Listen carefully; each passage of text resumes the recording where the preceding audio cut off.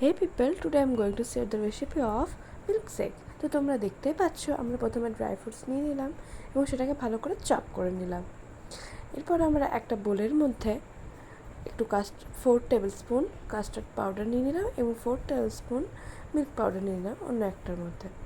এরপর নিয়ে নিলাম 1 লিটার মিল্ক এবং সেটাকে একটি জারের মধ্যে ঢেলে নিলাম এবং এটাকে 5 মিনিট ফোটাতে হলো এবং নিয়ে নিলাম 1 কাপ সুগার এবং মিল্ক পাউডারটার মধ্যে ঢেলে নিলাম একটু দুধ।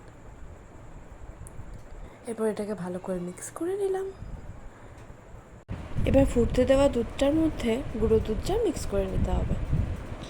দেখো আমরা মিক্স করে নিলাম। এরপর ওই কাস্টার্ড পাউডার গুড়টার মধ্যে একটু দুধ দিয়ে পরে ওটাকে ভালো করে গ্রাইন্ড করে নিতে হবে যাতে একটা ভালো পেস্ট তৈরি হয়। তো দেখতে পাচ্ছ তোমরা পেস্টটা তৈরি হয়ে গেছে। এবার এই পেস্টটা ওই দুধটার মধ্যে মিক্স করে নিতে হবে। তো আমরা ঢেলে দিলাম, এবারে মিক্স করে নিচ্ছি। 2 মিনিট এইভাবে ভালো করে মিক্স করতে হবে, একটুও ছাড়া চলবে না। তো দেখতেই পাচ্ছ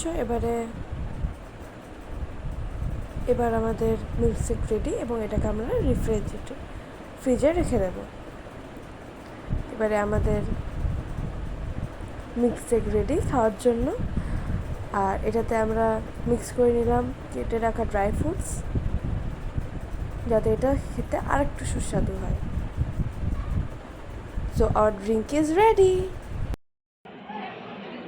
কেমন হয়েছে? খুব সুন্দর। 10-এর মধ্যে কত দিবি?